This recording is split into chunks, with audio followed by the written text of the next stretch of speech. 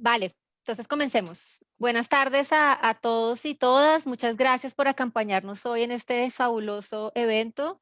Mi nombre es María Alejandra Vélez, profesora de la Facultad de Economía y directora del Centro de Estudios de Seguridad y Drogas, CESET. Em, Hoy cerramos el curso virtual sobre producción, tráfico y política de drogas en el área andina, que contó con la participación de 53 personas de Bolivia, Ecuador, Chile, Perú, Colombia, México, Venezuela, Paraguay y Argentina. Y no lo podríamos cerrar con un mejor evento que este, que es el lanzamiento en español del libro de Ben Lessing, Violencia y Paz en la Guerra contra las Drogas, que fue traducido y publicado por el CESET y Ediciones Uniandes. Desde el CESET, por una práctica que de hecho nos dejó Daniel Mejía, fundador y primer director del CESET, hemos venido traduciendo y publicando los libros más importantes en los temas de seguridad y drogas en Latinoamérica, y pues este de Ben Lessing no podría ser la excepción. Y por eso pues estamos muy contentos de lanzarlo hoy. Yo quisiera brevemente introducir el libro de Ben y por qué es importante para el CC traducirlo, y luego le daré paso a Ben y a los comentaristas Daniel Mejía y Angélica Durán.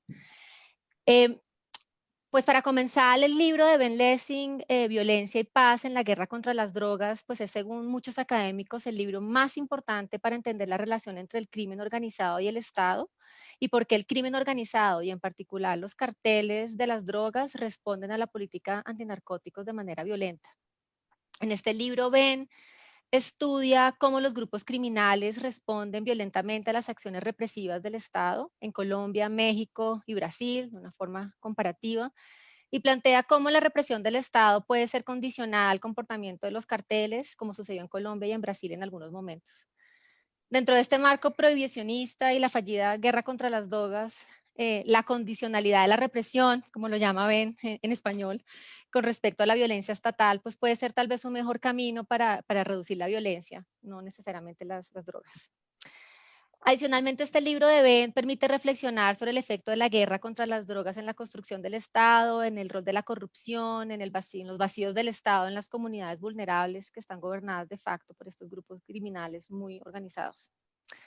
Es una mezcla, para los que se animen a leerlo, ahora que lo tenemos disponible online hasta diciembre, es una mezcla de teoría, trabajo de campo, análisis cuantitativo y cualitativo y recomendaciones de política. Este es un libro muy importante para la región y al que algunas cosas han cambiado, como Ben lo dice en el prefacio de esta edición, pues yo creo que este texto no pierde vigencia y es importante tanto para académicos, estudiantes y tomadores de decisión. Entonces, definitivamente yo creo que nos da muchas luces para entender lo que está pasando hoy en Colombia y en los países de la región. Eh, yo solamente quiero introducir o presentar, más bien este Spanglish, presentar a los invitados de hoy. Por supuesto, Ben, quien está aquí con nosotros, y dos comentaristas muy especiales, Angélica Durán y Daniel Mejía. Entonces, antes de darle la palabra a ellos tres, quisiera presentarlos a cada uno.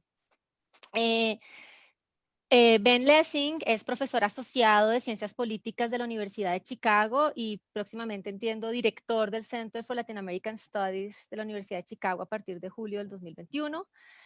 Ha venido estudiando el conflicto criminal, la violencia organizada que involucra grupos armados que no buscan el poder estatal, como los del libro, como los carteles de droga, las pandillas en las prisiones y los paramilitares. Este libro, en su versión en inglés, publicado originalmente por Cambridge University Press, fue nombrado por Choice como uno de los títulos académicos más sobresalientes del 2018 y fue revisado y comentado en diferentes journals de ciencia política y estudios latinoamericanos.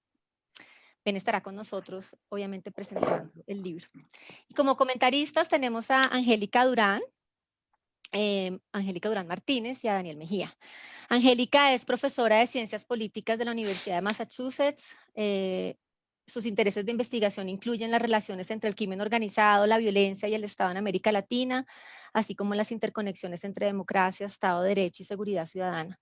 En el 2018 publicó su libro La política de la violencia contra las drogas, delincuentes, policías y políticos en Colombia y México, y pues ha publicado extensamente en estos temas.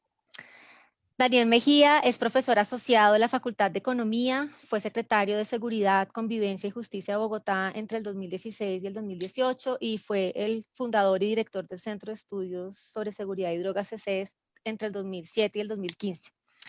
Sus trabajos académicos son sobre seguridad ciudadana y política antidrogas y han sido publicados en diversas revistas académicas internacionales. Entonces, como ven, tenemos unos comentaristas de lujo y un autor de lujo, así que yo no tengo más sino agradecerles por estar acá y Ben, muchísimas gracias por dejarnos publicar tu libro en español y por tenerte acá con nosotros. Entonces, te doy la palabra. Muchísimas gracias y quiero agradecer tanto a CC y la editora de la Universidad de los Andes, de todos mis amigos y colegas de la Universidad de los Andes por el apoyo a lo largo de los años. Es un inmenso placer y una honra poder estar aquí y poder tener esa oportunidad de presentar este libro en español. Y también quiero mucho agradecer a Angélica y Daniel, son dos de mis personas preferidas en el mundo y a pesar de que estamos todos muy lejos y hablando por Zoom, es un placer verles otra vez y compartir este momento que para mí es muy conmoviente. Y como digo en el prefacio nuevo que escribí para esa versión en español, me sentí, es un libro que escribí bueno, obviamente en inglés, pero escribí sobre, a partir de preguntas que habían hecho en español y portugués, de temas que yo entendí por primera vez leyendo y hablando y conversando en español y portugués. Escribí el libro sobre Colombia y México y Brasil y de alguna forma por Colombia, México y Brasil, por las guerras duras y penosas de drogas que han pasado, pues poder publicar el libro en español tiene mucho sentido para mí. Yo voy a empezar leyendo algunos trechos, algunas partes del libro. Me perdone ya de antemano porque estoy ya 8 meses en Brasil directo y voy a hablar un portuñol terrible hoy, yo creo. Voy a intentar apenas leer del libro y la caída en la mano de la traductora Patricia, que fue fabuloso. Voy a empezar un poco con la introducción del libro, que cuenta un poco la historia general el marco general del libro. Voy a intentar hablar un poco del capítulo sobre Colombia, que es más específico sobre el caso Colombia, para un poco provocar la conversa hoy.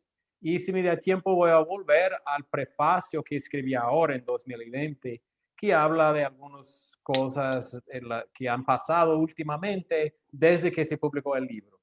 Y a ver si esos nuevos acontecimientos apoyan o no las teorías del libro, o si las teorías del libro nos pueden ayudar a entender lo que está pasando hoy en día. Bueno, vamos a ver. El enigma del conflicto entre los cárteles y el Estado. En diciembre de 2006, solo 10 días después de su posesión, el presidente mexicano Felipe Calderón lanzó una batalla sin cuartel contra los cárteles de la droga de su país, lo cual implicó el mayor despliegue de tropas del ejército mexicano en tiempos modernos. La ofensiva de Calderón no empezó la guerra de las drogas en México. Durante el gobierno anterior se habían duplicado los asesinatos relacionados con los cárteles, pero él esperaba que sí le pusiera fin. Fueran cuales fueran los cálculos políticos que le dieran forma a esta decisión, y sin duda allí había muchos cálculos.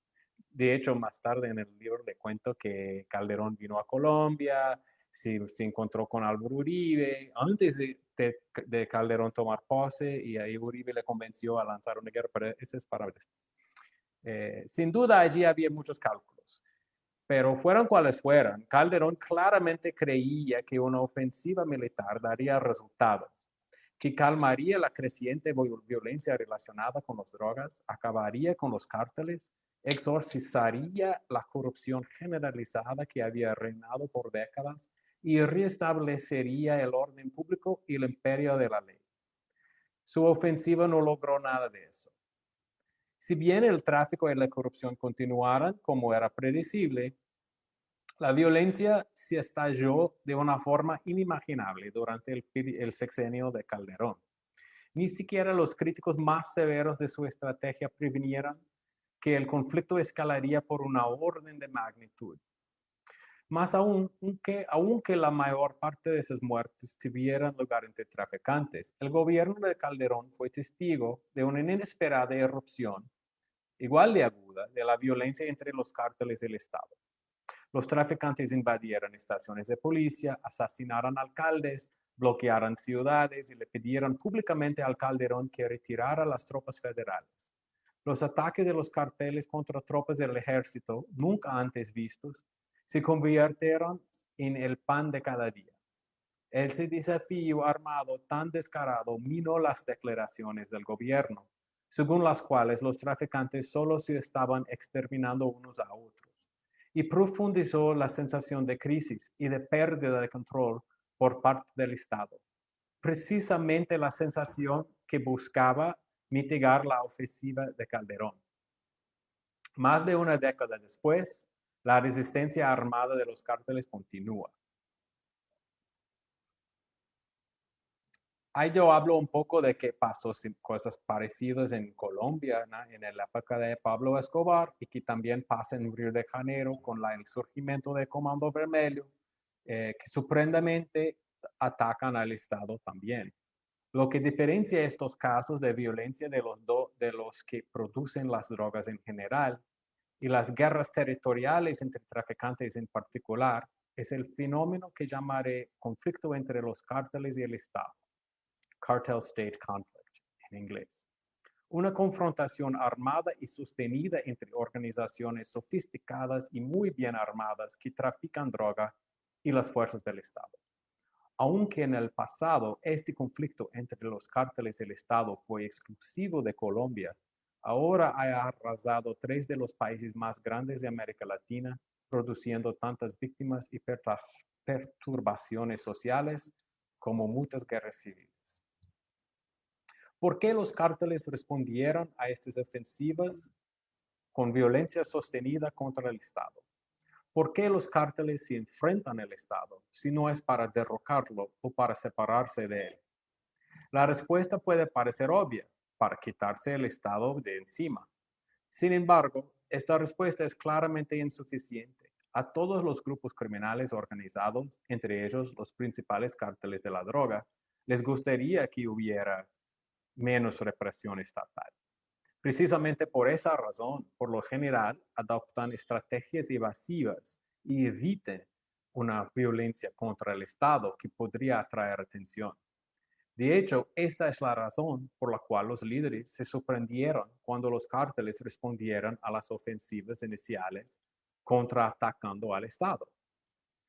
En respuesta, los líderes intensificaron entonces las ofensivas y declararon la guerra con objetivos estratégicos de construcción del Estado, de state building, tomados principalmente de contextos de guerra civil, aplastar a la oposición armada, restaurar el imperio de la ley y establecer un monopolio sobre el uso de la fuerza.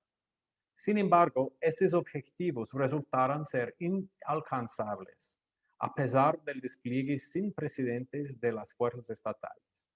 En lugar de eso, los líderes se vieron en medio de espirales de escalamiento, de violencia armada, perturbación social y el desgaste de la confianza pública en el Estado, mientras sus autoridades demostraban ser al mismo tiempo brutales y corruptas. Los cárteles, por su parte, sufrieron inmensas pérdidas de mercancía y personal, pero siguieron luchando. Por fortuna, no todas las sorpresas han sido desagradables. Algunos enfoques represivos produjeron rápidas reducciones de la violencia de los cárteles más allá de las expectativas de quienes formularon las políticas. Estas sorpresas agradables sugieren que aunque las ofensivas estatales parecen disparar y exacerbar el conflicto entre los cárteles y el Estado, una política estatal inteligente puede reducirla. Estos episodios señalan en conjunto los planteamientos esenciales de este libro, que no hay nada inevitable en el conflicto entre los cárteles y el Estado. Los cárteles utilizan la violencia, en especial la violencia contra el Estado, cuando esto favorece sus intereses. Los incentivos son importantes y pocas cosas moldean tanto los incentivos de cárteles como las políticas estatales. En el libro yo examino algunas políticas llamadas de condicionales, lo que yo llamo de condicional. En Colombia el caso de sometimiento que permitió que Pablo Escobar se sometía a justicia y se fue a preso durante un año en una prisión de su propia construcción, que además trajo un periodo de paz en medio de la guerra, de la narcoguerra del cártel de Medellín. También hablo de la política de pacificación en Río de Janeiro, que entre 2008 y 2012 trajo una reducción drástica en la violencia entre Estado y cárteles de más o menos 70%. Las distintas respuestas de los cárteles a los diferentes enfoques represivos constituyen un interrogante central. Si algunas intervenciones militarizadas contra los cárteles detonan o exacerban un conflicto intenso, ¿por qué otras logran reducirlo drásticamente? ¿Qué características de las políticas de sometimiento y de pacificación hacen tan efectivas esas estrategias? La respuesta no es que el Estado haya retrocedido. En general, la presión estatal se expandió con la implementación de estas nuevas políticas. Lo que sirvió de freno, según mi argumento, es el hecho de que gran parte de esta capacidad represiva aumentada se mantuviera en reserva al condicionar la represión a la conducta del cartel. Las nuevas políticas crearon contraincentivos que llevaron a los carteles a evitar la violencia contra el Estado. Al quedar arrinconados, los cárteles pelean, pero al tener una alternativa atractiva para seguir con su negocio de una manera menos violenta, la mayoría prefiere eso. Bueno, ese es como el nudo del argumento del libro.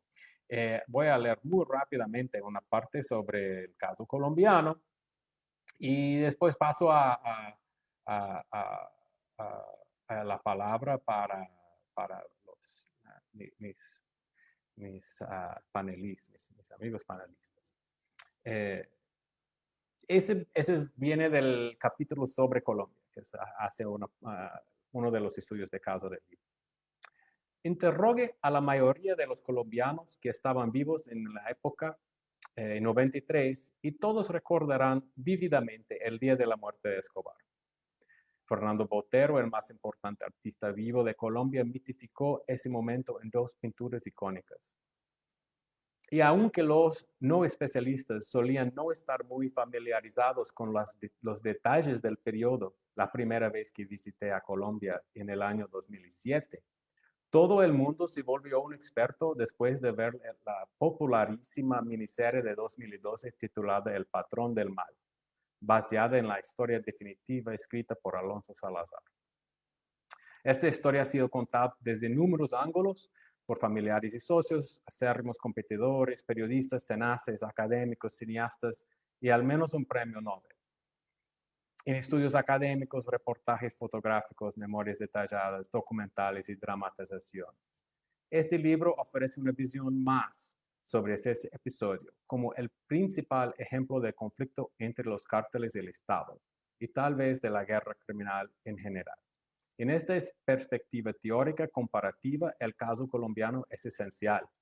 Primero, habla de la importancia sustantiva del conflicto entre los cárteles del Estado, incluso en medio de insurgencias armadas activas, algunas de las cuales siguen operando hasta hoy. La guerra entre Escobar y el Estado tuvo prevalencia. Segundo, establece que el conflicto entre los cárteles del Estado puede estallar en ausencia de una guerra territorial entre cárteles y después incorporar la guerra territorial cuando ésta también estalla. O sea, en el caso colombiano, si empezó la guerra entre carteles y Estado mientras los carteles estaban unidos y solo después se pusieron a luchar. Y finalmente, el caso colombiano ofrece ejemplos inusualmente claros tanto del lobby violento como de la corrupción violenta, así como de sus contrapartes no violentos. Entonces, en el libro podemos tal vez hablar más de eso. Identifico dos lógicas principales por las cuales los cárteles atacan al Estado. Uno se llama la violencia corrupta, perdón, la corrupción violenta, que es más o menos la lógica de plata y plomo, como practicó y de alguna forma tal vez se dice, inventó el Escobar. El otro es el lobby violento, que es cuando presiona el gobierno a cambiar su política formal, como era el caso de la extradición. Bueno, rápidamente quiero leer solo una parte del prefacio y ahí ya termino. Ese ya es de abril de 2020. Cuando afirmé en el prefacio de la edición en inglés de ese libro que los prefacios son los últimos que escribe en una obra, no imaginaba que escribiría otro poco menos de 4 años después. En estos 4 años parecen una eternidad porque muchas cosas nuevas han pasado. En Colombia, el acuerdo de paz. En México, la elección de Andrés Manuel López Obrador. En Brasil, el impeachment de Dilma Rousseff y el surgimiento del bolsonarismo. Y en el mundo entero, el espectro de la pandemia COVID que nos ha enclausurado a todos y cuyo último efecto sobre cada aspecto de la vida humana son todavía inciertos. Sobre los temas del libro, cárteles, policía, corrupción y violencia, también han sucedido cosas importantes. Son epílogos, de alguna manera, a los 3 casos de estudio que abordo aquí. Si bien que estos pueden parecer un poco desactualizadas, como que el capítulo sobre México no habla de la captura del Chapo. En realidad, los hechos recientes no contradicen, sino que refuerzan las teorías que aquí presento. El caso más sorprendente para mí es el colombiano. En el libro me enfoco en una época ya histórica, la de Pablo Escobar y la política de sometimiento a la justicia, que yo no imaginaba fuera a ser tan relevante para eventos actuales. Sin embargo, en el 2017 y 2018, el tema volvió con fuerza, el tema de sometimiento. El mismo acuerdo de paz le indicó al gobierno que presentara un proyecto de ley para promover la posibilidad de sometimiento o acogimiento a la justicia. Luego tuvo lugar una serie de acercamientos y discusiones por parte de grupos armados involucrados con el narcotráfico, incluso el Clan del Golfo y la Oficina de Envigado, con agentes del gobierno y la justicia. La promulgación de una ley de sometimiento y algunas tentativas de continuar con la desmovilización y la entrega. Todo esto recuerda los acercamientos de Escobar al gobierno y los ajustes a la política de sometimiento que finalmente produjo la rendición del capo en 91. La diferencia es que hasta ahora ninguna banda se ha entregado bajo la nueva ley. Sin embargo, esto no sorprenderá a los lectores de este libro. La nueva política de sometimiento no protege de la extradición a los jefes, condición que fue absolutamente clave en la rendición de Escobar. Más aún, el rechazo del público a cualquier amnistía o indulto para actores meramente criminales sigue siendo un obstáculo para políticas condicionales como la de sometimiento. Es así que los últimos años en Colombia parecen confirmar una observación que hago en el capítulo 6.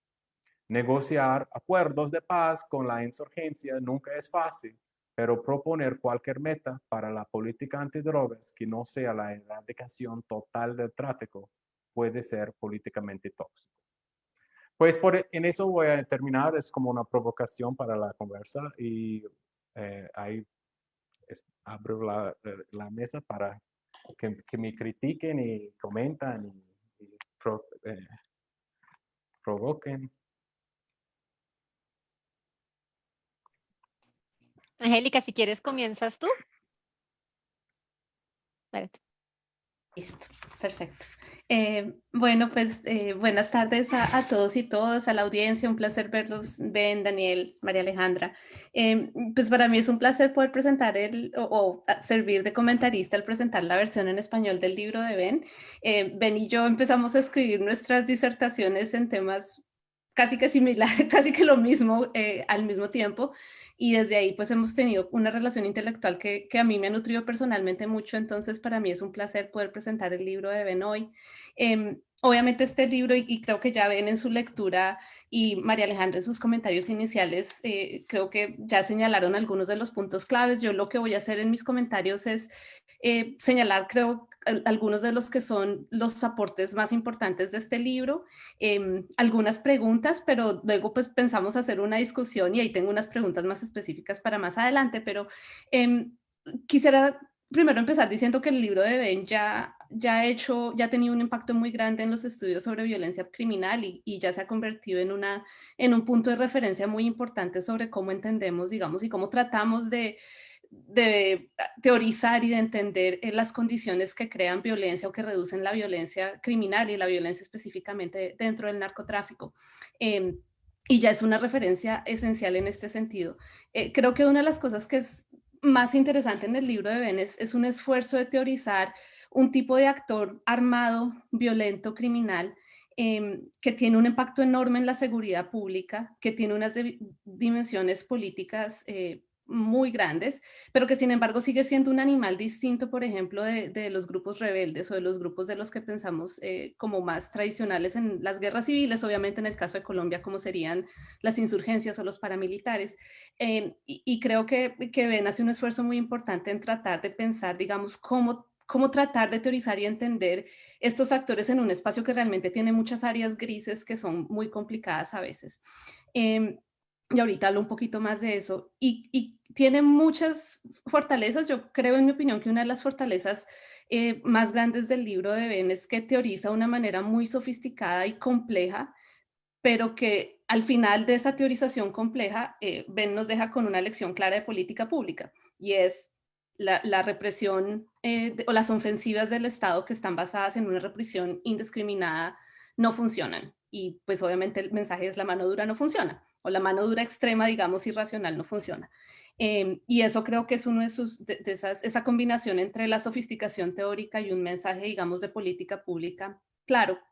Eh, Otros aspectos que creo que son muy interesantes en el libro de Ben es que, por un lado, digamos, separa o también trata de teorizar los diferentes incentivos que están detrás, y los incentivos y las motivaciones que tienen los grupos criminales y los grupos narcotraficantes para usar la violencia.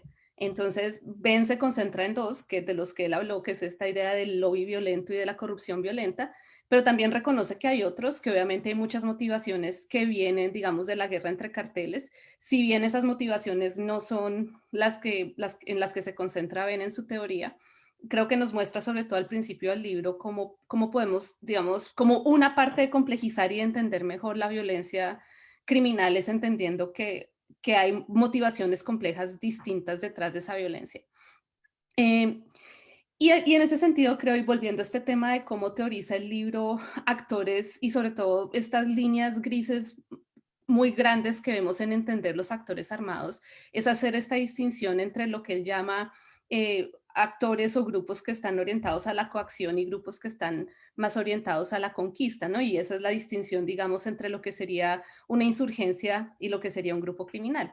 Y básicamente Ben nos presenta esta idea de que los grupos criminales, a pesar de sus dimensiones políticas, no se pueden comparar a las insurgencias porque no tienen ese objetivo, digamos, de conquistar el poder del Estado. Y creo que esta crítica también Ben critica la idea de usar la etiqueta de insurgencia criminal para referirse a organizaciones muy violentas. Y yo en esto estoy muy de acuerdo con Ben en el sentido de que usar esa idea o la etiqueta de insurgencia para referirse a los grupos criminales, aunque pareciera tener sentido muchas veces, especialmente cuando son muy violentos o cuando están muy arraigados en el territorio, puede tener unas implicaciones tanto analíticas como de política pública que son complicadas, y creo que Ben nos da como unas herramientas analíticas importantes para entender eso. Eh, Y creo que obviamente otro gran fortaleza del libro de Ben son los estudios de caso.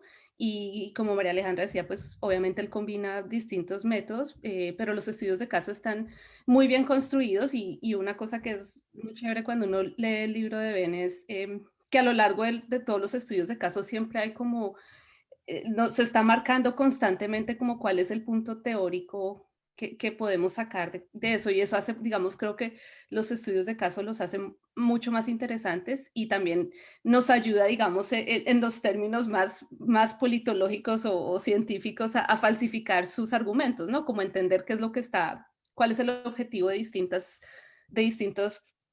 formas de información o distinta evidencia que él presenta. Entonces, digamos, creo que hay muchas cosas interesantes, importantes en el libro de Ben. Estas son algunas de las que yo veo más como esenciales. Y, digamos, antes de pasar como una cosa más dinámica de preguntas y respuestas y a la intervención de Daniel, quisiera señalar algunos puntos donde creo que el libro ha abierto una serie de debates importantes y que yo creo que se van a convertir o van a seguir siendo como puntos en los que puede seguir avanzando la literatura y nuestro entendimiento de este tema, y la teoría se puede seguir sofisticando alrededor de esto. Como les decía antes, creo que una de las grandes contribuciones del libro es cómo piensa esta idea de que los grupos criminales, incluso cuando son muy fuertes, siguen siendo grupos que no quieren conquistar el poder del Estado.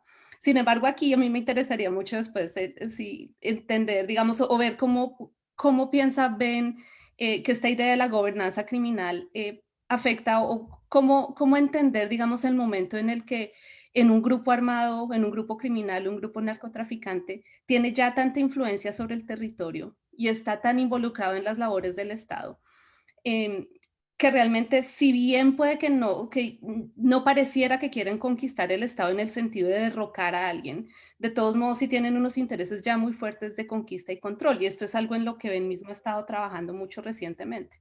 Y ahí digamos que la pregunta más específica que me surge a mí es, en el libro Ben dice, bueno, los carteles solo pueden usar el lobby violento para cosas muy específicas, como por ejemplo en el caso de Escobar, buscar el fin de la extradición. Pero cuando un grupo tiene intereses de gobernanza criminal, creo que las cosas por las que puede buscar lobby o las razones por las que un grupo puede querer cambiar legislación pueden ser mucho más amplias. O sea que en últimas puede haber muchas más razones por las que un cartel decida usar un lobby violento, ¿no? Y uno piensa, por ejemplo, en el caso de México hoy en día, en Michoacán, donde los carteles del narcotráfico, por ejemplo, se dedican a la producción legal de aguacates, ¿no? Entonces, que puede haber muchas otras cosas que eventualmente en las que eventualmente los carteles y los grupos criminales quieran hacer lobby, especialmente entre más arraigados están sus formas de gobernanza criminal. Otro punto, y creo que Ben ya conoce bien me imagino que se imagina lo que voy a decir, pero es la definición de condicionalidad. Ben nos presenta con una definición clara de lo que es condicionalidad, que es básicamente la respuesta represiva del Estado tiene que responder, digamos, al nivel de violencia que usa una organización narcotraficante. Y esa definición es muy clara, pero en la práctica, digamos, es una definición amplia. Y uno ve que en el libro, digamos, los casos de condicionalidad son distintos.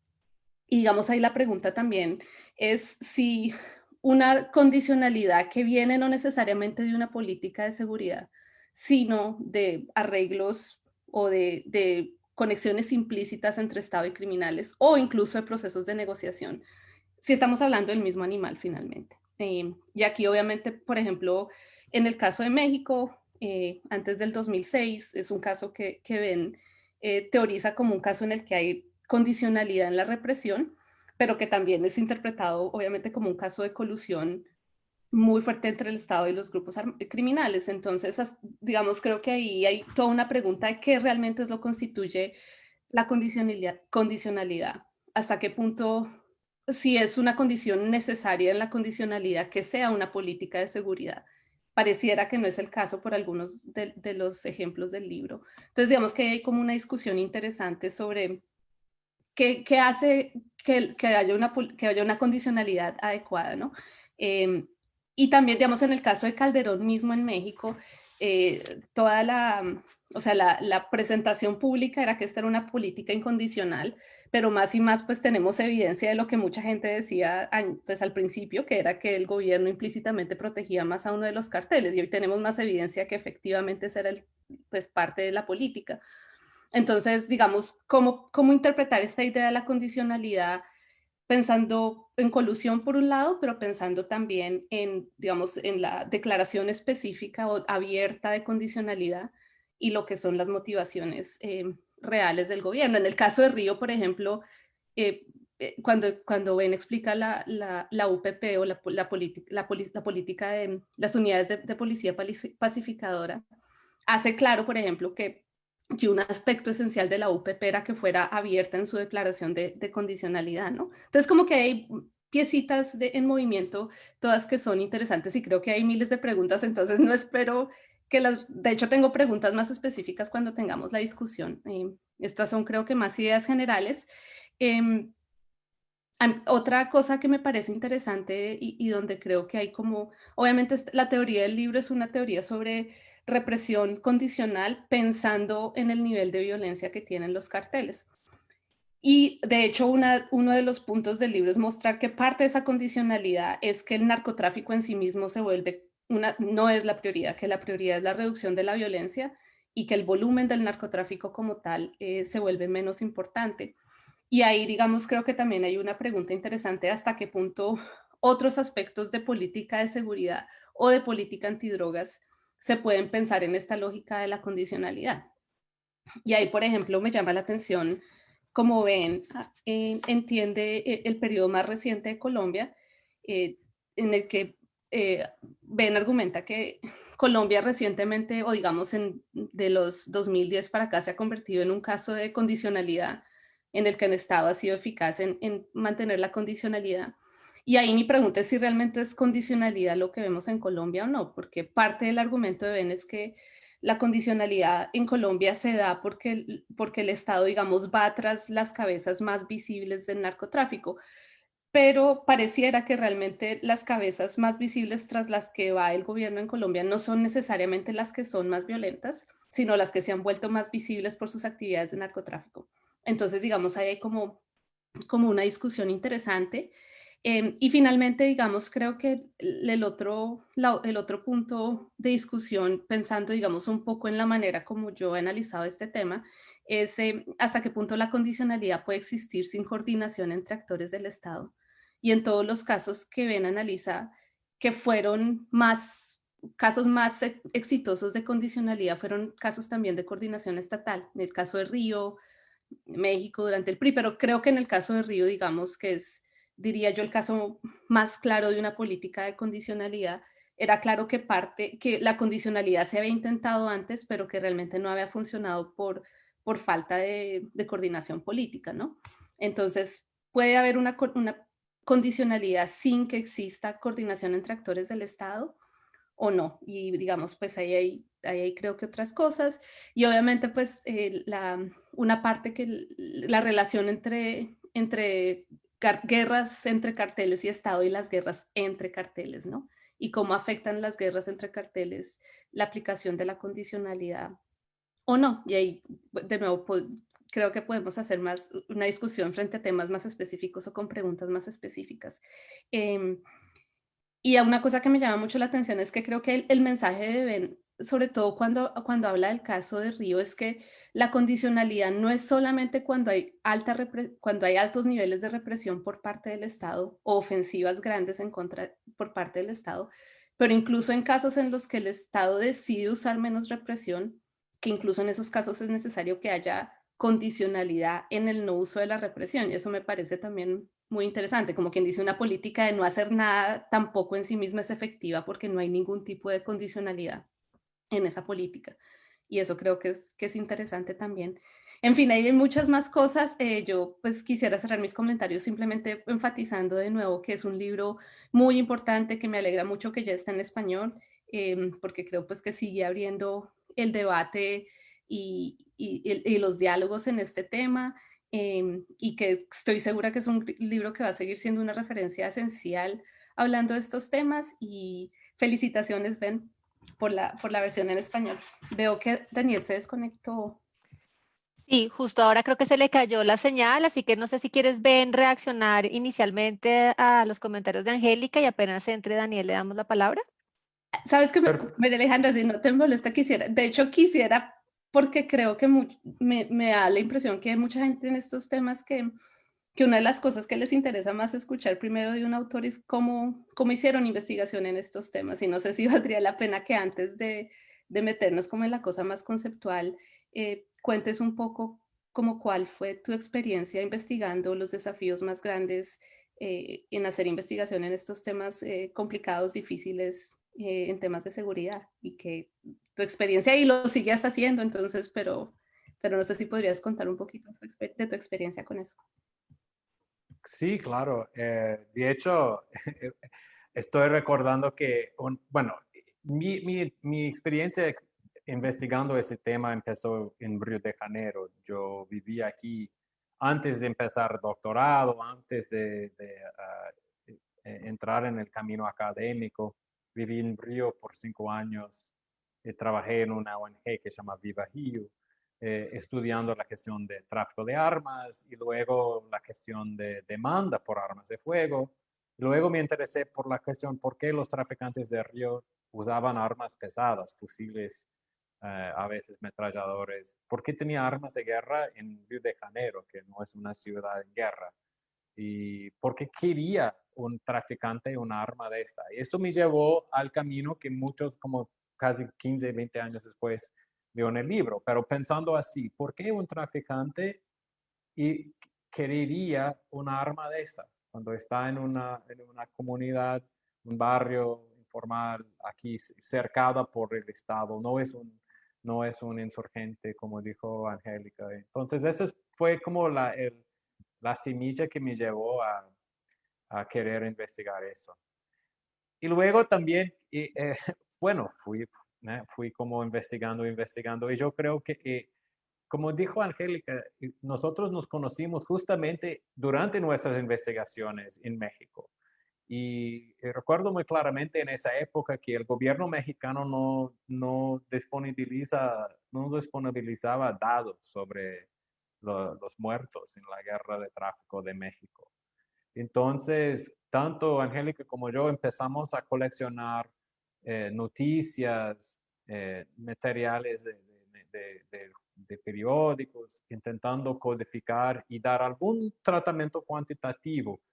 No creo que ninguno de nosotros somos ni economistas ni másteres de trabajo cuantitativo, pero queríamos medir el fenómeno y saber las altas y bajas y tener algún base para la comparación.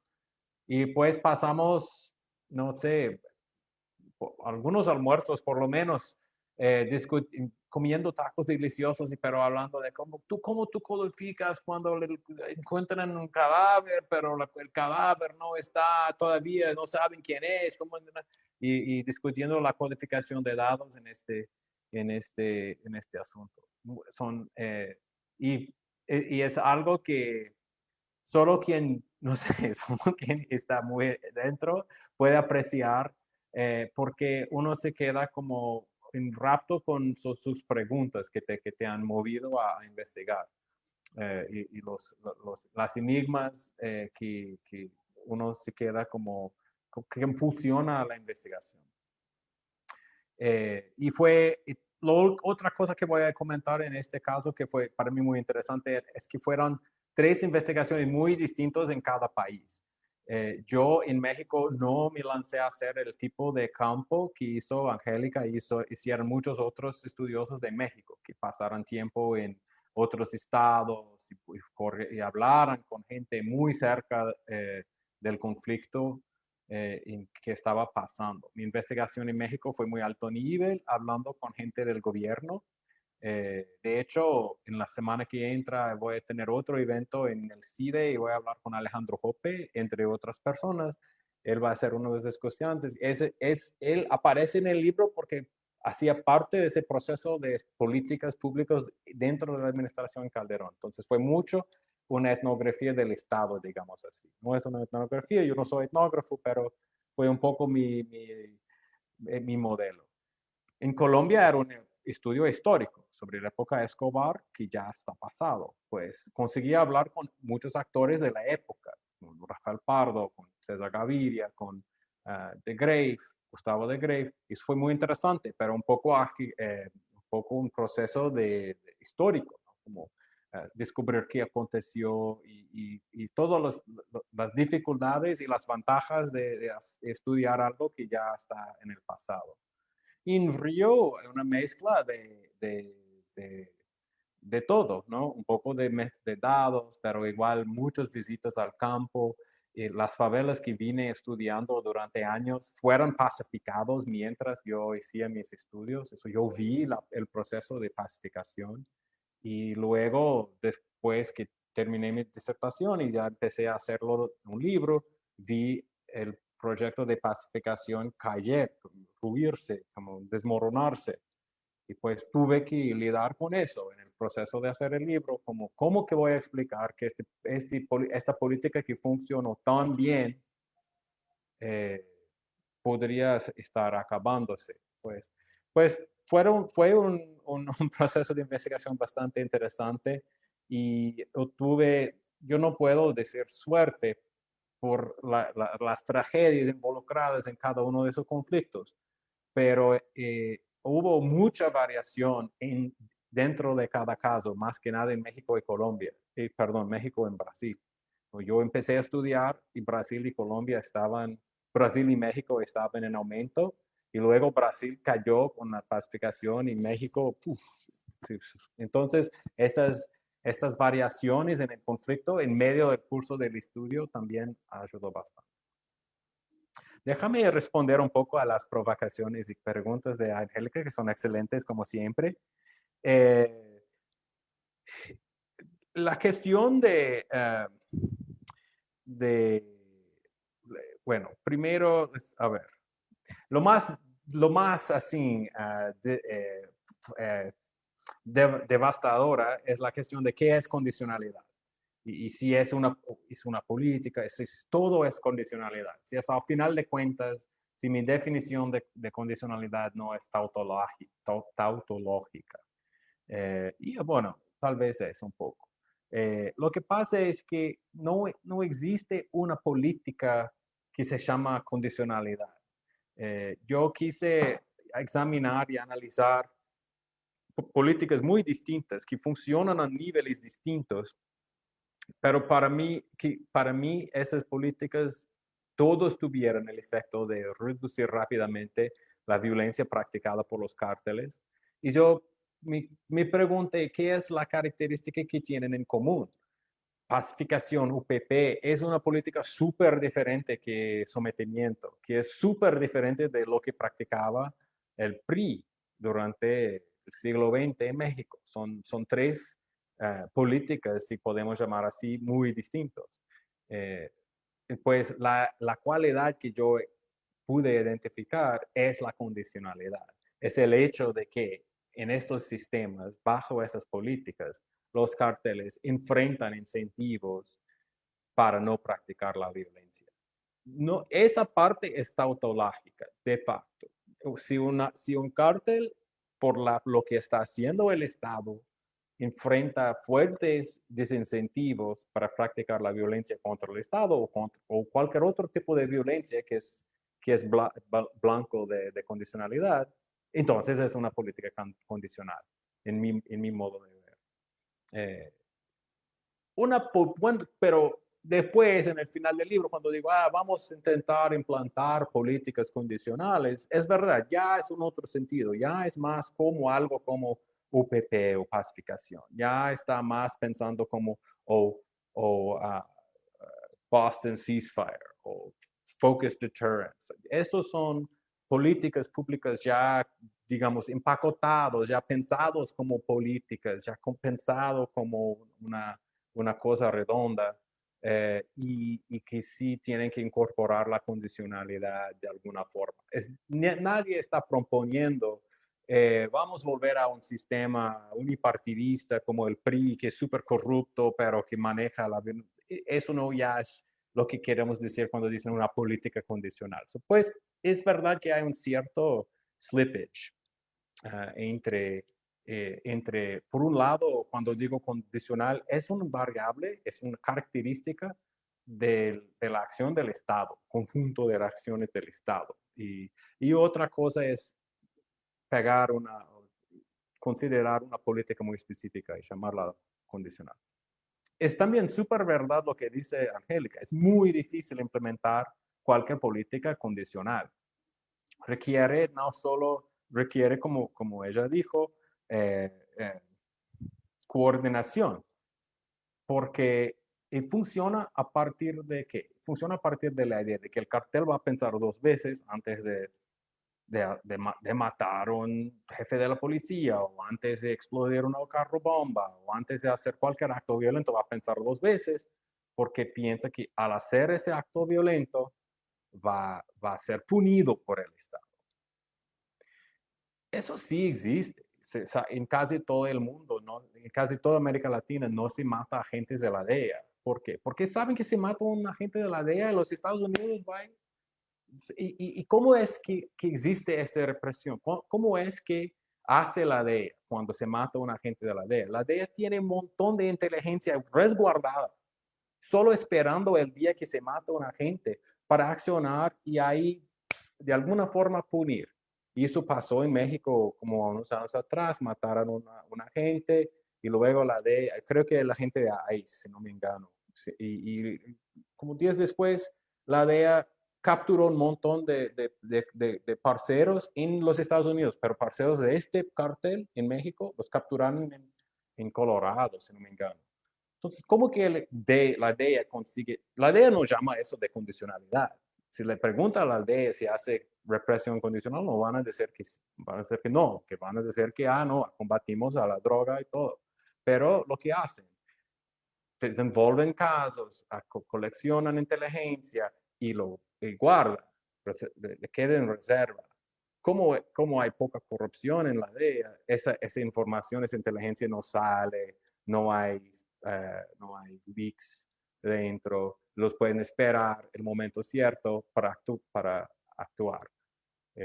En fin, para hacer eso necesitas un cuerpo que es un poco incorruptible, un cuerpo que no está en competencia con los otros demás, pues tiene que capturar luego porque para mostrarle un trofeo. Eso pasó mucho en México, que el ejército capturaba a uno, ya la marina tenía que capturar otro. Pues el timing de las capturas no tenía nada que ver con las acciones de los cárteles. Pues sí, necesita toda esa coordinación y es muy difícil. La coordinación en la UPP no fue tan difícil porque era muy local. Ya era una presencia permanente. Y pues apenas decía, bueno, puedes traficar la droga. Y también eran mercados de minoreo. Pues podría decir, ok, puedes vender la droga, pero no puedes andar armado. Si te veo armado, te voy a capturar. Y ya la condicionalidad era muy nivel micro y era tal vez un poco más fácil de implementar. La cuestión de qué pasa en Colombia desde la caída de Escobar y todo, esa es una conjetura mía. Yo realmente no sé exactamente por qué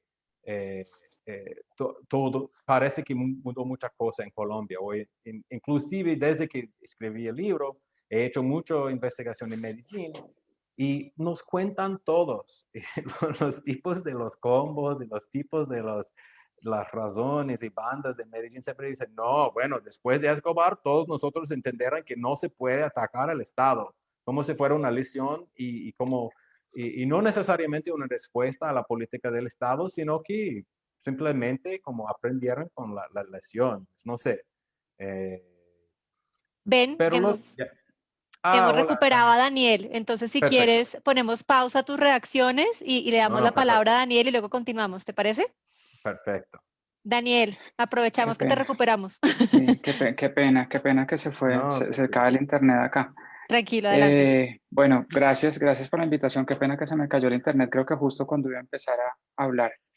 Yo quiero enfocar un poco el comentario desde un punto de política, de las implicaciones de política pública que tiene, digamos, la teoría detrás, y quiero hacer el nexo con lo que hay detrás del libro y de la teoría de la disuasión focalizada. El CC hace uno de los primeros libros que tradujo al español, es el libro de un académico que todos nosotros los que hemos trabajado en estos temas conocemos, que es el libro de Mark Clayman, Cuando la fuerza bruta fracasa, que es, digamos, todo lo que hay de teoría detrás de la disuasión focalizada.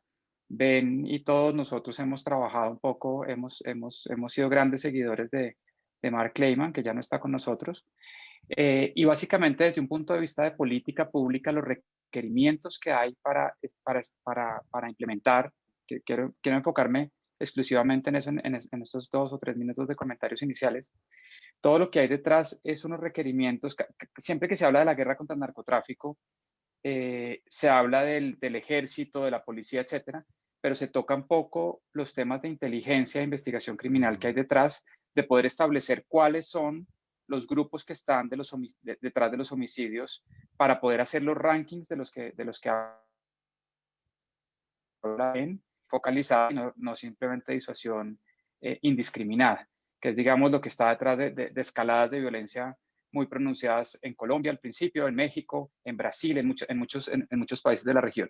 Y ahí los requerimientos que hay de política pública son en términos de investigación criminal e inteligencia, para saber exactamente cómo rankear los grupos criminales y poder mandar la señal de que el Estado va a combatir al grupo más violento y que se va a ir con toda su fuerza a combatir el grupo más violento, para generar lo que de alguna manera en teoría de juego se llama un rat race al piso.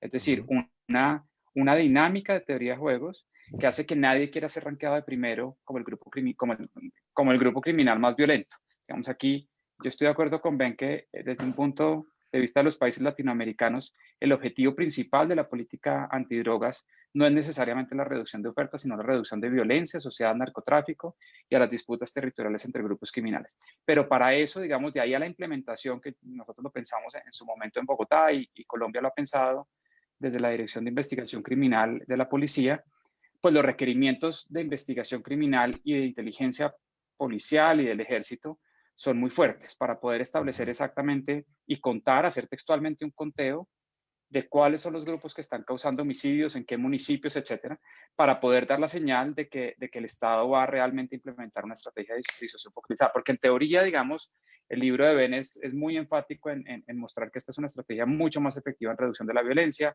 Los ejemplos que plantea son clarísimos de estudios de caso, pero la implementación tiene unos desafíos muy grandes desde un punto de vista de información que se debe tener para lograr este objetivo de diseñar una estrategia de disuasión focalizada. Es muy distinto implementar una estrategia focalizada en México o en Colombia o en Brasil que una estrategia de disuasión focalizada en una ciudad, por ejemplo en Río o en Bogotá o en Ciudad de México o en Ciudad Juárez.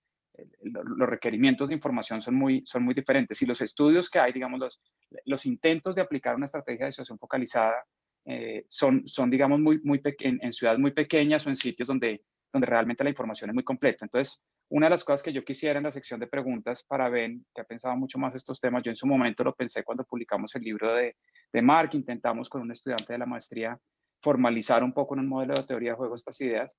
¿Qué ha pensado él sobre los requerimientos de información y los actores que hay que vincular para que este tipo de intervenciones se puedan hacer? Mi comentario obviamente está muy enfocado en cómo se implementa una estrategia de disuasión focalizada. Yo creo que es importante, digamos, de alguna manera como académicos pensar que esto debe traducirse en estrategias de política pública y que no son estrategias desde un punto de vista de ejército. Yo creo que es una estrategia de política pública mucho más de investigación criminal, una estrategia judicial que debe implementar los estados y que en su corazón debe ser una estrategia de investigación criminal y una estrategia judicial desde las fiscalías, desde la fiscalía. Simplemente el ejército y la policía operacionalizan el tema, pero realmente quienes tienen la información de investigación criminal son las autoridades judiciales, no necesariamente el ejército o la policía. Y esto es importante pensando en cómo poder plantear una estrategia de disuasión focalizada que se pueda implementar a nivel nacional o a nivel local en alguna de las ciudades de nuestros países. Con esto yo creo que abro algunas preguntas implícitas para Ben sobre los requerimientos de información. Gracias, Daniel. Es súper interesante. Y sí, el libro de, bueno, el trabajo de Mark Kleiman influenció a todos nosotros y es también otra, inclusive olvidé decir que la honra de tener mi libro saliendo por Uniandes es también el hecho de que viene después del libro de Mark, que creo que fue el primero a ser traducido a español. El libro de cuando falla la fuerza bruta ya está publicado por CC. Y también quise comentar que luego, si no me engaño, también va a salir el libro de Angélica, ¿cierto? Pues es una colección excelente, dejamos así.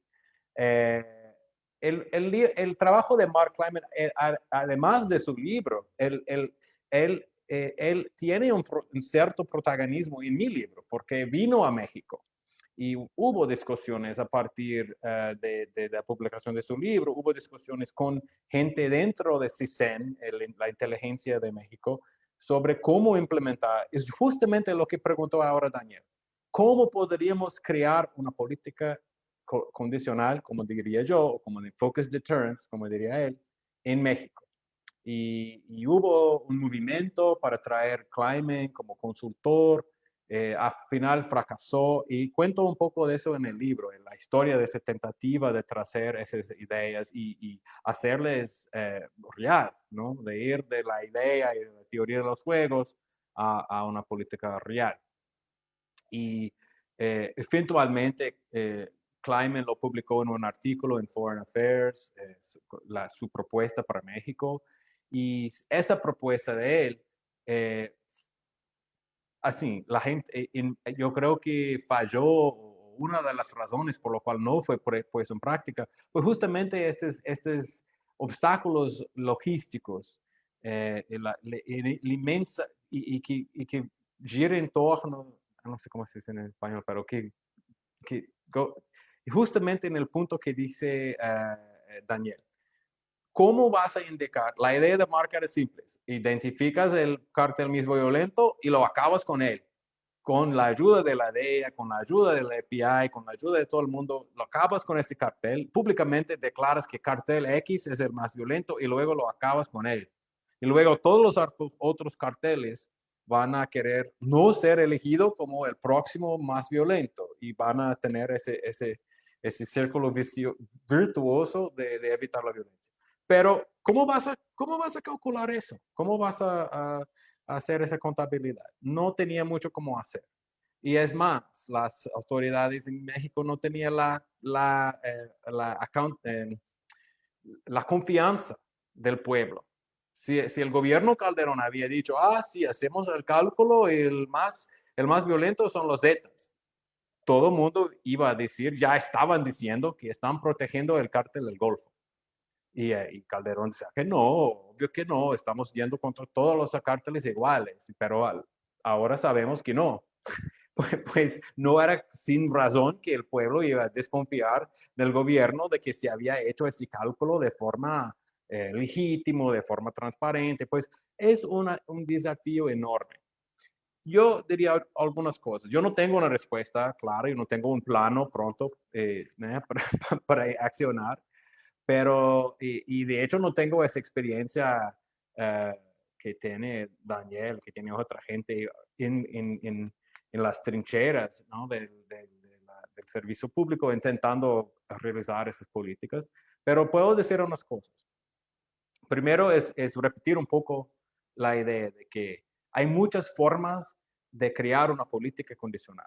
La condicionalidad es como un poco los incentivos que crea uno u otro tipo de seguro, por ejemplo. Cada seguro que que compras crea ciertos incentivos buenos y otros malos. Y los seguros son muy cuidadosamente creados y escritos para que crean los incentivos ciertos. Las políticas condicionales son así. Uno tiene que pensar muy bien en los incentivos que están creando y hay muchas formas de crear esos incentivos contra la violencia. Pues la idea de Mark fue buena de alguna forma, fue muy directa, sin duda puesto en práctica, había creado los desincentivos a la violencia, pero sufría de algunas cosas más políticas, que tenía más a ver con cuestiones políticas que tal vez él, no conociendo tan bien profundamente cómo funcionaba la política en México, no anticipaba o qué sé yo. Pues hay que siempre experimentar y desarrollar más y intentar más maneras de crear la condicionalidad, porque realmente sí es difícil. Hay que tener un investimiento en investigación absolutamente. Es imposible hacer una política buena de condicionalidad sin tener algún mecanismo de saber qué están haciendo los cárteles, quién está cometiendo los actos violentos, y es más, de punirlos, ¿no? Hay que tener maneras, levers, ¿no? Hay que tener en reserva acciones que duelen a los cárteles. Es muy importante. De hecho, ese movimiento de intentar hacer más investigación financiera a los cárteles es importante porque puede ser atrelado a una política de condicionalidad, puede ser juntado a una política condicional. Si yo, como el gobierno, como la fiscalía, tiene en manos un caso contra un cártel blanqueo de dinero, de lavagem de dinero, en reserva lo puedo usar para presionar, para que no sea tan violento. Sin embargo, eso requiere que yo no lo accione mi inteligencia contra este cártel. Si hay una presión pública de que se siempre accionan todo lo que se puede, es difícil usar eso como alavancaje, como leverage contra el cártel. Última cosa que voy a decir. Una de las conclusiones mías, que no es exactamente un hallazgo porque eran pocos casos de éxito, pero los pocos casos de éxito en hacer la condicionalidad que yo vi en mis estudios de caso, en todos esos casos, los gobernantes, la gente que diseñaba la política, tenía la libertad de experimentar un poco. Incluso Pardo y Gaviria, con el sometimiento original, podrían lanzar un decreto, hacer otro decreto, ver si funcionaba, discutir, volver a discutir, y tenía una cierta libertad de experimentar. Nadie esperaba del sometimiento que iba a capturar ni los Ochoa, mucho menos que Escobar, pues era como una política que va a ver si funciona, y tenía esa libertad. UPP, pacificación también, empezó como algo muy chico y muy aislado dentro de la seguridad pública de Río. Tenía toda la maquinaria de la policía militar haciendo su guerra y era como una isla donde experimentaba con esa cosa de pacificación. Pues nunca, en el inicio, no fue tomado como una gran salvación del país. Tenía, por ser pequeña, tenía la libertad de experimentar. Para mí ese trial and error, ese ensayo y error y aprender y intentar de nuevo, es muy importante para el desarrollo de las políticas de condicionalidad. Y es muy problemático si uno llama al secretario de Seguridad de Bogotá y dice que me das una solución que va a funcionar para la ciudad toda. Es mucha presión, no hay cómo. Hay que empezar pequeño y ver lo que funciona y ver si surta un efecto y va aumentando de forma despacito para asegurar que no descaracteriza la política. En fin, es lo único que yo puedo sugerir. ¿Cómo llegamos hasta allá? ¿Cómo implantamos teóricamente hacer real esas políticas?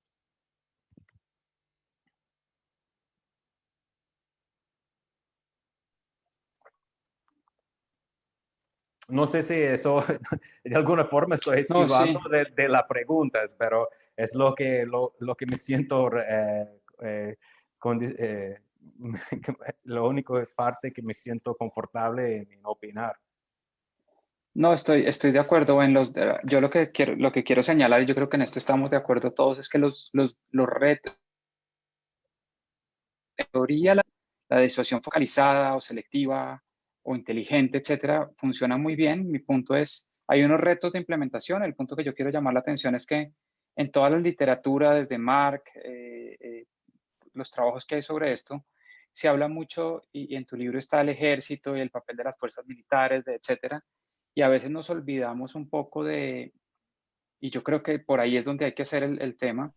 Ellos simplemente operacionalizan una política, ellos hacen capturas, hacen desarticulación de estructuras criminales, hacen operaciones de inteligencia para dar contra capos del narcotráfico y capturarlos o darlos de baja, todo lo que conocemos de manera repetida.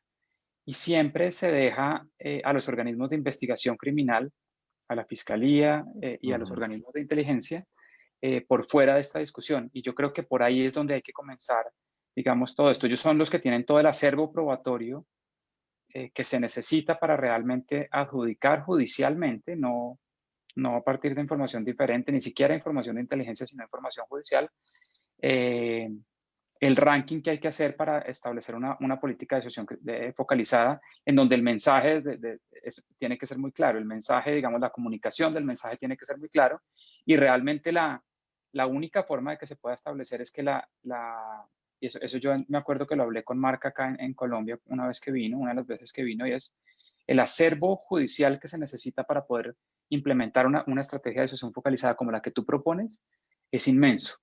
Colombia, por ejemplo, tiene la capacidad, Chile tiene la capacidad.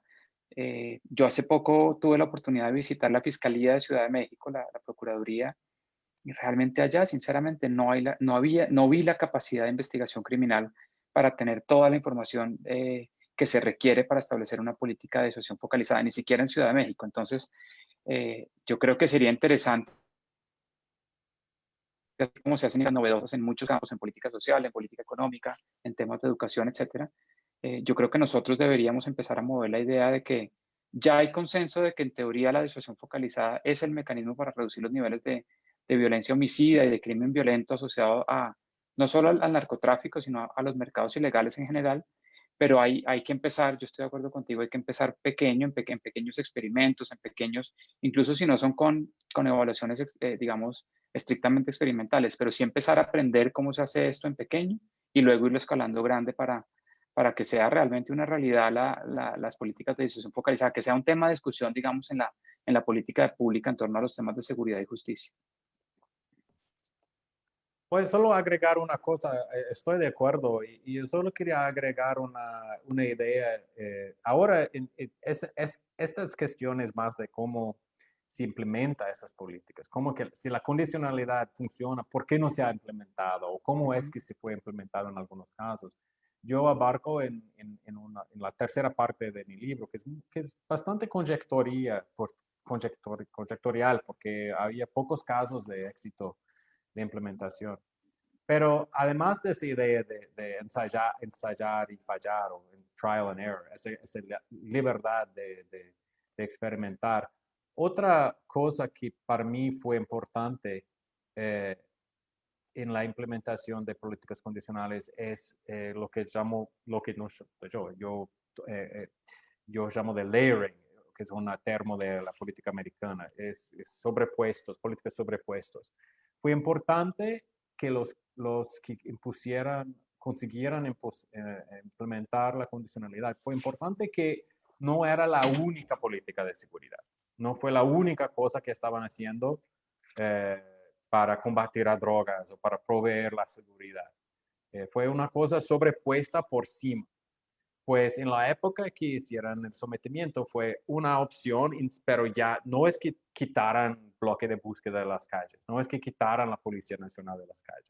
La UPP también fue algo hecho encima de una política ya, que no fue una política que no estaba dando resultado, pero la idea no fue vamos a reemplazar la guerra contra drogas con esa nueva política, porque si uno hace así es muy fácil de fracasar.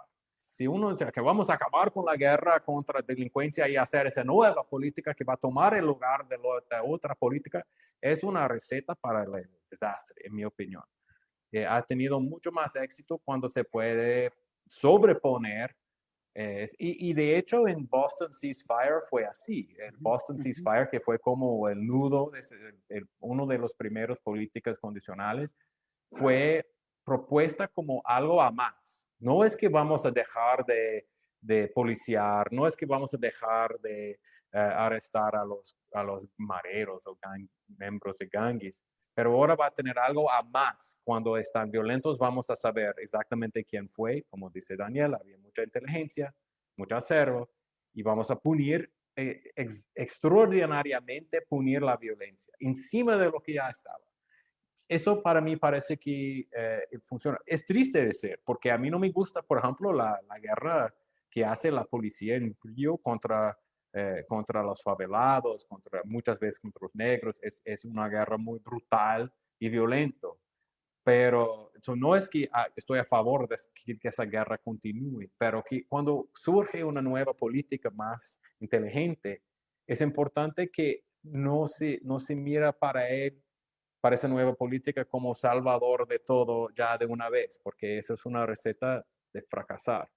Y es más, las políticas tradicionales de mano dura, ellos no se importan si hay violencia. Cuando surgió la violencia en México, los jefes de esa guerra, García Luna, Villalobos, los arquitectos de esa guerra, decían que qué bueno que tenga tanta violencia. Esa violencia es un buen señal. Estamos ganando la guerra. Los cárteles están desesperados. Mira cómo nos matan a los soldados. Es porque pues para ellos la violencia no es una meta negativa, no es una métrica negativa.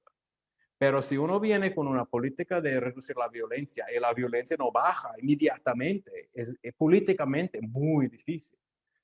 Es muy difícil políticamente implementar la condicionalidad justamente porque uno tiene que mantener la fuerza en reserva, tiene que no capturar el capo cuando el capo está comportándose, para que le puede amenazar de capturar si no se comporta.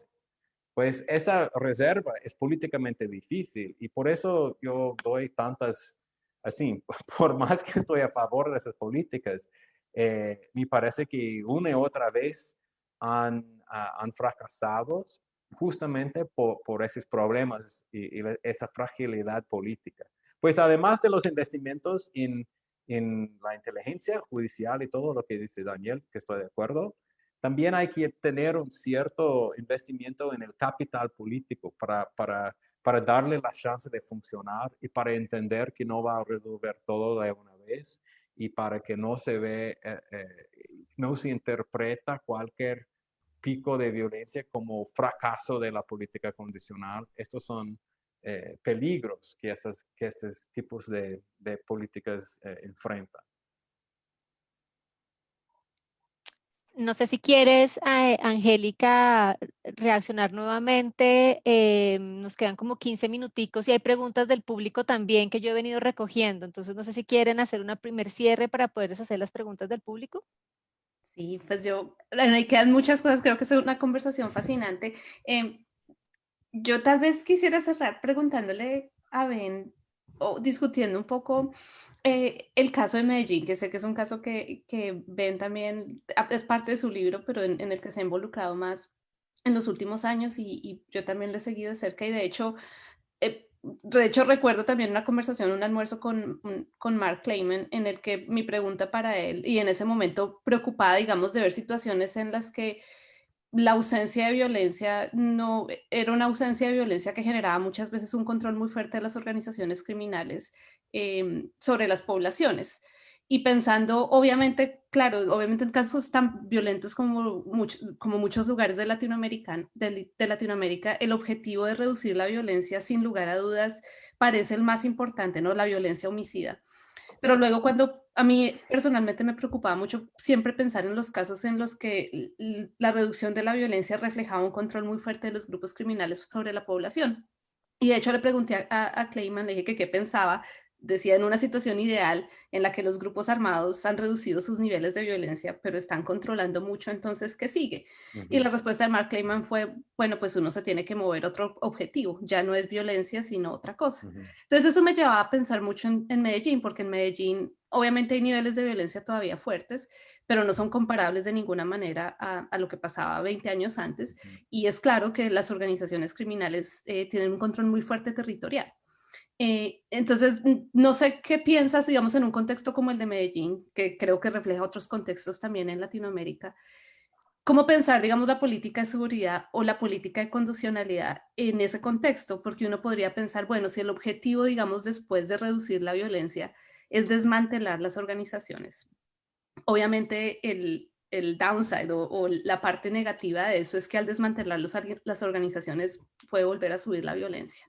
Entonces, ¿cómo pensar, digamos, la condicionalidad en ese contexto? Digamos, en Medellín, y creo que fue parte del dilema de la administración anterior, era decir, bueno, si vamos atrás de los grupos que tienen control territorial, de hecho empieza a subir otra vez la violencia porque estás descabezando, que es otra parte de la política de la que no hemos hablado, pero cuando quitas liderazgos criminales, pues conflictos empiezan. Entonces, digamos que ahí mi pregunta es, ¿cuál es el objetivo ahí? ¿Seguiría, digamos, siendo la respuesta pensar en alguna forma de condicionalidad que ya no es violencia? Pero si es así, entonces se puede volver a generar violencia de nuevo. Ujú. O simplemente, digamos, ya ahí los objetivos son otros. Y creo que lo que decías antes es súper importante, ¿no? Que obviamente las recomendaciones de política pública siempre suenan bien, pero que en últimas esto es un problema complejo que no se soluciona con una sola cosa. Pero no sé, quisiera saber cómo cuáles son tus reacciones en el caso Claro, específico de Medellín, pero en general, claro. digamos, de ese tema. No, es súper interesante. Y de hecho, después de terminar ese proyecto, empecé otros proyectos. Y uno de ellos es un proyecto sobre gobernanza criminal en Medellín, junto con Chris Blackman, Gustavo Duncan, Santiago Tobón. Y ha sido muy interesante. Y justamente eso refleja lo que dice Angélica, que hoy en día Medellín, bueno, sigue teniendo violencia y picos y variación a lo largo del tiempo, pero ya no es una ciudad altamente violenta. Ya, y a veces tienen tasas de homicidio bastante bajo de 20 por 100,000 y a veces ainda menor. Existe, a medida que fui estudiando el contexto presente, vam- eh, fui aprendiendo que existe un cierto pacto entre los grupos criminales de Medellín, un pacto que a veces se dice que está quebrado, a veces que no, o que tienen varios pactos, no sé, es veces difícil de saber exactamente lo que está pasando. Y de un día para otro siempre es que, no, capturaron fulano, ahora vamos a pelear, pero no peleo. Otras veces pelean y no saben explicar por qué. Pero esas variaciones son micro y la tendencia general es de menos violencia y de organizaciones criminales que, como dice Gustavo Duncan, mi coautor en ese proyecto, él dice que son domesticados.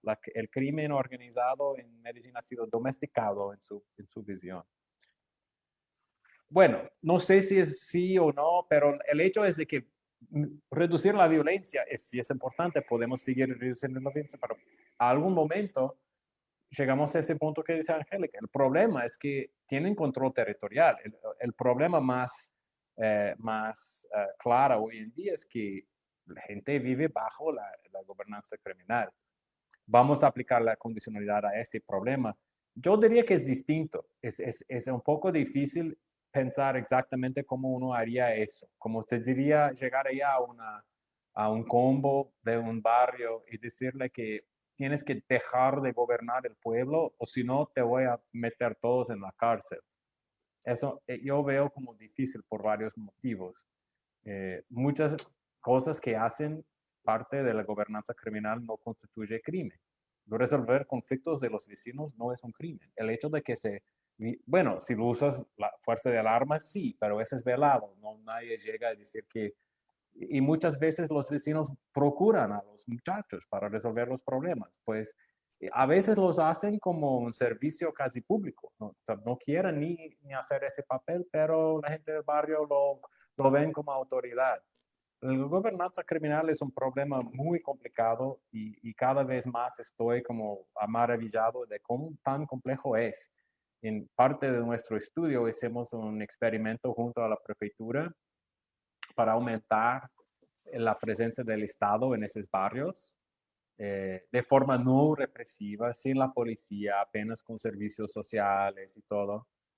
Y los efectos no fueron muy fuertes, pero los efectos fueron en la dirección opuesta, donde pusieron más Estado, el gobernanza criminal aumentó. Pues totalmente paradójica. Y hacemos otro análisis más histórica, casi experimental, y parece lo mismo. En donde hay más Estado, hay más gobernanza criminal. Es algo que buscamos explicar, pero lo que puedo decir es que no es tan obvio como pensamos esta relación entre gobernanza criminal, Estado, los civiles.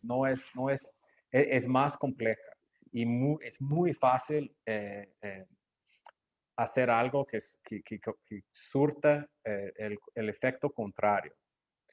En el caso de São Paulo, que es otro caso que vengo estudiando, un grupo hegemónico de crimen, el PCC, ha prohibido el homicidio y eso ha contribuido junto a las políticas del Estado. El Estado tomó buenas políticas contra la violencia y el PCC también prohibió el homicidio. El resultado es que São Paulo tiene una tasa de homicidio bajísima.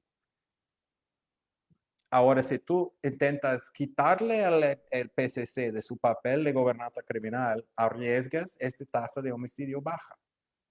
Pues yo diría que es súper problemático y yo no veo cómo aplicar exactamente una política de condicionalidad sobre la cuestión de gobernanza criminal como un todo. Lo que sí se puede hacer, yo creo que es importante, sería una política condicionada o política condicional sobre los aspectos muy detrimentales de gobernanza criminal.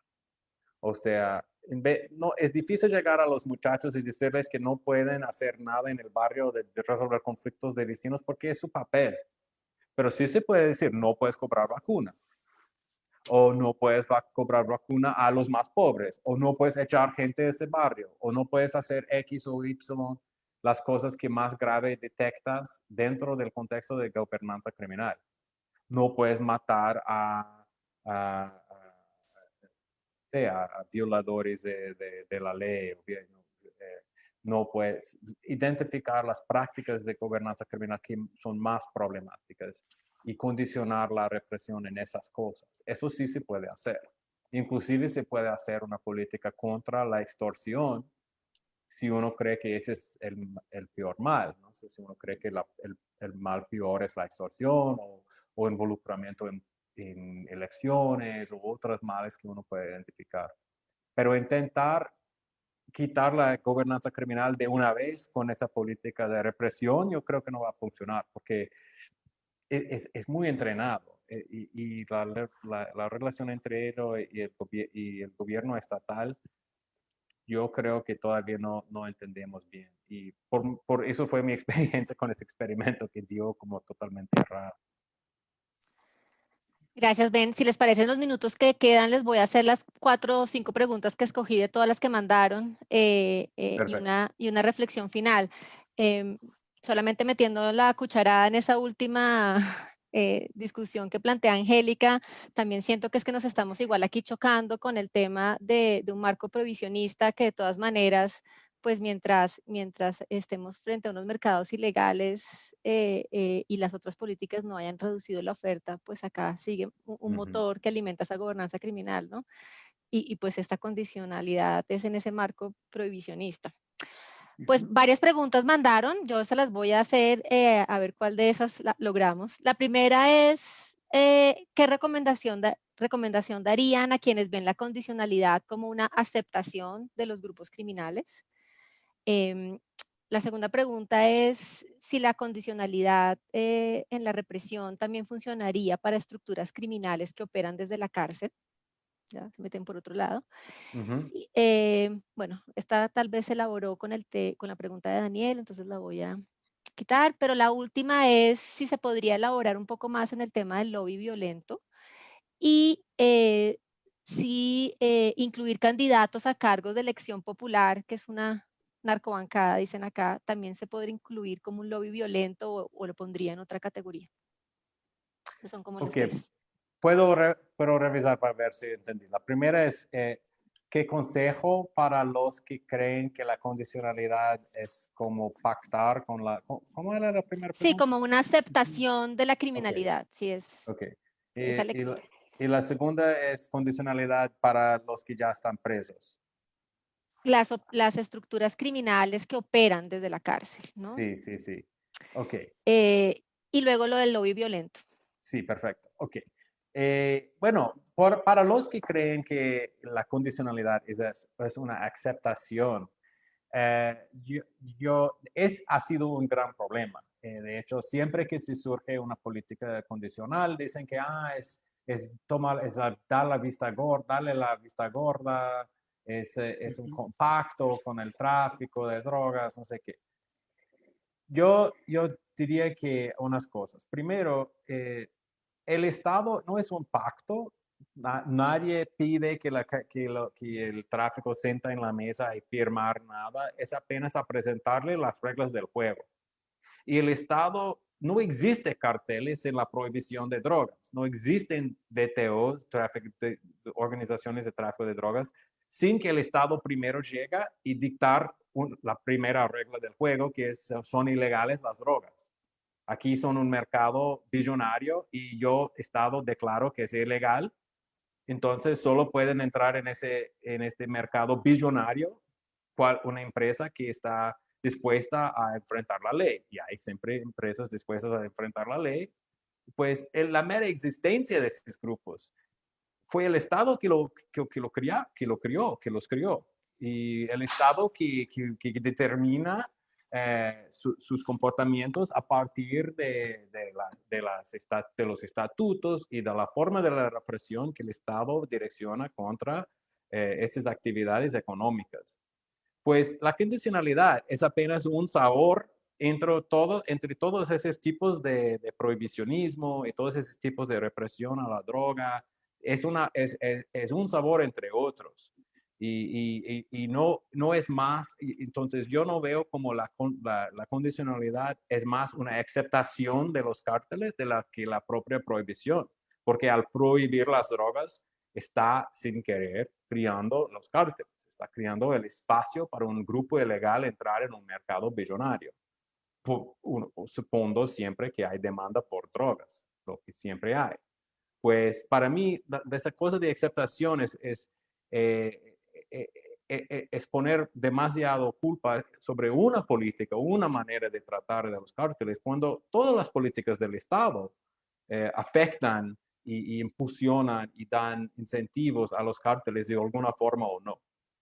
Entonces, para mí la condicionalidad no es más.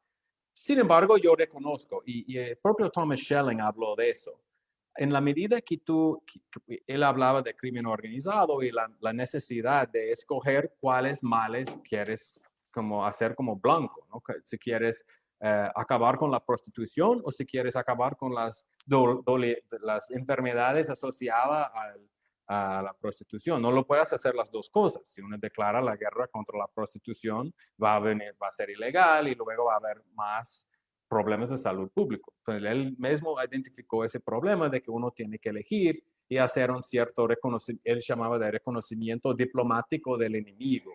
Eso sí existe en la política de condicionalidad. Toca decir, mira, no me gustan los cárteles, no son gente buena, no es una influencia buena en la sociedad, pero hay que tener un cierto reconocimiento diplomático para que podamos salir a frente con minimizar las males más malas. Pues es lo que diría yo. No sé si convence. Condicionalidad de grupos que opera desde la cárcel. Eso es muy interesante. Toda mi investigación desde este primer libro se ha enfocado en Brasil sobre lo que se llaman aquí las facciones, el Comando Vermelho, primero Comando da Capital. Estos son prison gangs, son pandillas de la cárcel. Son distintos de las cárteles colombianos y mexicanos que se formaban fuera de la cárcel y puede que uno u otro consiga manejar su imperio desde la cárcel. Sabemos muy bien que tanto Escobar como otros consiguen mantener su control desde la cárcel, pero esos grupos de Brasil son distintos, nacieron en la cárcel y su base de poder es el cárcel. Son un fenómeno criminal muy particular y por lo general restricto a los países de encarcelamiento masivo. Brasil, El Salvador, Centroamérica, Estados Unidos también lo tienen. Existe condicionalidad con estos grupos también. Lo que pasa es que los incentivos pueden ser diferentes.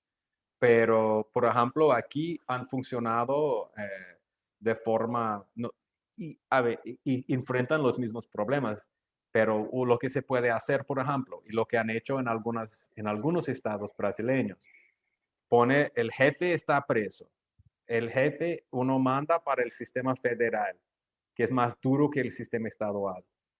Y luego le dice al jefe, mira, si tú controlas tu gente aquí en la calle, te dejo retornar al sistema estadual. O en Colombia puede ser, lo manda para Picota, muy lejos, o no sé. Pero dile que si se le comporta bien, le puede volver a los cuales de que tienen Bogotá. En fin, que puede venir a un cárcel en Bogotá que él quiere estar, que es más cerca. No sé, esa es la condicionalidad aplicado a organizaciones operando desde la cárcel. Ahora, es súper problemático porque es un tipo de individuo, el código criminal no reconoce, este man no tiene responsabilidad por lo que está pasando en la calle y cómo uno va a transferirlo y darle, punirlo por algo que pasó en la calle, en mano está preso. Eso surta un montón de problemas jurídicos, pero que puede funcionar, porque el man está preso y un capo preso. El Estado tiene un control súper afinado sobre su vida, su felicidad, su utilidad en la lenguaje de los economistas. Si le deje hacer 2 visitas por semana o una visita por semana, es como vida o muerte para una persona presa. Si le deje entrar comida o no, se le da no sé cuántos años de baño o horas de baños de sol, ¿sabes? Sus cosas afectan mucho la vida del preso, pues la capacidad de hacer condicionalidad con líderes encarcelados, la potencial es grande. Los problemas políticos también son muy grandes, porque para eso funcionar, tienes que dejarle comandar desde la cárcel. En vez de combatir ese comando desde la cárcel, que es lo que hacen la mayoría de las administraciones penitenciarias, siempre intentando cortar la comunicación y cortar los abogados y todo eso, sería otra visión. No, le voy a dejar comandar desde la cárcel y voy a usar mi poder sobre él o ella en el caso para controlar lo que está pasando en la calle. Para eso funcionar, tienes que dejar este elo entre cárcel y calle funcionar. Y ese es políticamente problemático, es estratégicamente problemático, pero es una opción. Yo puedo decir que en algunos estados de Brasil lo han experimentado con esa política. Y también en El Salvador, la historia del pacto que Angélica ha estudiado también, ha escrito sobre ese tema. Finalmente, para comentar sobre lobby violento, que es algo que Angélica también comentó y yo olvidé de comentar. La idea de lobby violento no es el ejemplo más clara y vívido es de Escobar, cuya campaña terrorista fue casi literalmente vinculada a la cuestión de extradición. Los comunicados de los extraditables dejaban literalmente explícito que vamos a continuar atacando y haciendo ataques terroristas hasta que se baja el tratado de extradición y prohíbe la extradición, y una vez prohibido la extradición vamos a parar los ataques, y así fue, de hecho, ¿no? Como la nueva constitución lo prohibió, se entregó Escobar y los ataques pararon por un tiempo. Pues fue muy claramente vinculada a la violencia con un cambio en la política formal del Estado. Extradición es una política de jure del Estado. Eso para mí es lo que es lobby violento. Y es cuando un grupo armado, no necesariamente traficante, usa la violencia para intentar efectuar un cambio en la política formal del Estado. Y es generalmente acompañado por demandas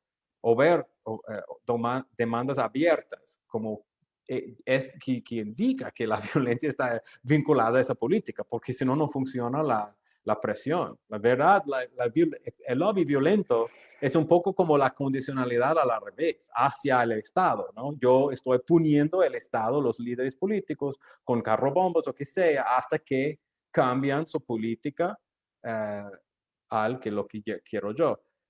Pero es verdad, hay casos del lobby violento mucho más amplios. Y de hecho, en mis estudios en Brasil, yo he ya comenzado a hacer el mismo proceso de coleccionar datos sobre ataques coordinados de grupos prisionales. Y han hecho más que 1000 ataques desde 2006 en todo Brasil, más que 1000 ataques coordinados. Cada ataque son varias la verdad son varios ataques dentro de un día o 2 días a buses, a metro, a bancos, siempre con el intuito de presionar al gobierno para cambiar su política. En este caso son políticas carcerales, políticas penitenciales.